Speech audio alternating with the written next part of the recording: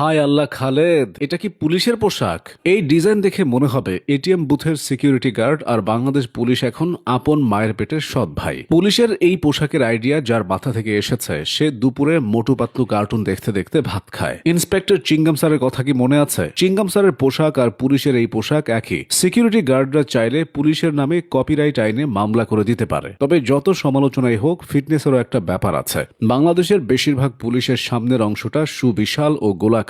তাদের শরীরে যে পোশাকই জড়ানো হোক তাতে দাবাং সিনেমার সালমান খান কিংবা সিংহাম সিনেমার অজয় দেবগনের মতো লাগবে না। ধরুন একজন দিন রাত এক করে পড়াশোনা করে বিসিএস এ পুলিশ ক্যাডার হলো, এরপর চাকরিতে যোগ দিলে এই পোশাক ধরিয়ে দেওয়া হলো। অফিসারটি নিশ্চয় বলবে, আমি খিতার মধ্যেই পড়াশোনা ঢাললাম। শুধু রঙে না, পুলিশকে সবখানে ছোট করা হয়। সিনেমার কথাই ধরুন, ঘটনার একেবারে শেষে পুলিশকে হাজির করানো হয়। অন্তত শখানেক বাংলা সিনেমার শেষে পুলিশ এসে বলেছে আইন নিজের হাতে তুলে নেবেন না। ফেরা যাক পোশাক প্রসঙ্গে। পজিটিভলি চিন্তা করলে বুঝবেন এই পোশাকের কিছু ভালো দিকও আছে। এর মাধ্যমে ডাক চিঠির হারানো ঐতিহ্য ফিরে এসেছে। আগে ডাক বিভাগের লোকেরা এই ড্রেস পরে চিঠি বিতরণ করত।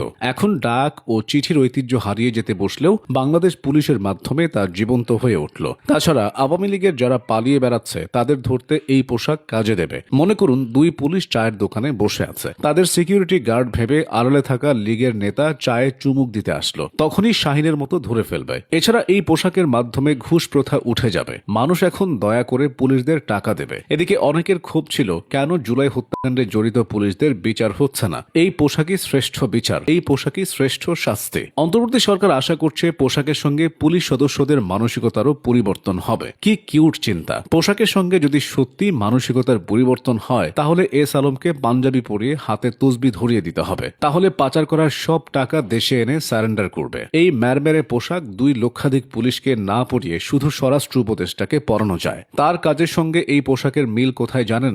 দুটো দেখলেই ঝিমুনে আসে। বাংলাদেশ ক্রিকেট দলকেও এই জার্সি পরানো যায়, পারফরমেন্সের সঙ্গে সুন্দর মিলে যাবে। এবার বিপদে পড়বে কিছু পুলিশ কনস্টেবল। তারা পোশাক পরেই টিকটকে ভিডিও বানাতো। এখন পোশাকের যা হাল তা টিকটকের যোগ্যও না। মানুষ নাকি বর্তমান প্রেমিকার চেয়ে প্রাক্তনকে বেশি মিস করে। পুলিশও এবার বর্তমান ইউনিফর্মের চেয়ে আগের ইউনিফর্ম বেশি মিস করবে। 2004 সালে সর্বশেষ পুলিশের পোশাক বদল করা হয়েছিল, অর্থাৎ 21 বছর ধরে তারা নীলাভ সবুজ পোশাক পরেছিল। এখন এই পোশাক কতদিন টিকবে সে নিশ্চয়তা নেই। এই পোশাকের মাধ্যমে প্রচুর অর্থ সাশ্রয় হবে, কারণ বছরে পুলিশ 5 সেট পোশাক পায়। গরমের সময় 3 সেট এবং শীতকালে 2 সেট। বর্তমানে যে রং, এতে 1 সেট দিয়ে 12 মাস চালিয়ে দেওয়া যাবে, কারণ এই রঙের উপর ময়লা পড়লে ময়লারই খারাপ লাগবে। অনেকে সকালে টং দোকানে 5 টাকার চা খেয়ে বলে মর্নিং টি। তেমনি পুলিশের এই পোশাক দেখতে কফি কালারের হলেও এর কেতাবি নাম আয়রন গ্রে। বাস্তবতা হলো রঙে কিছু যায় আসে না। যদি সেবার মান বৃদ্ধি পায় তখন পোশাকের রং যাই হোক মানুষের ভালো লাগবে। কিন্তু পোশাক পরিবর্তন হলেও সেবা আসলে কেমন হবে তা সবার প্রায় জানা।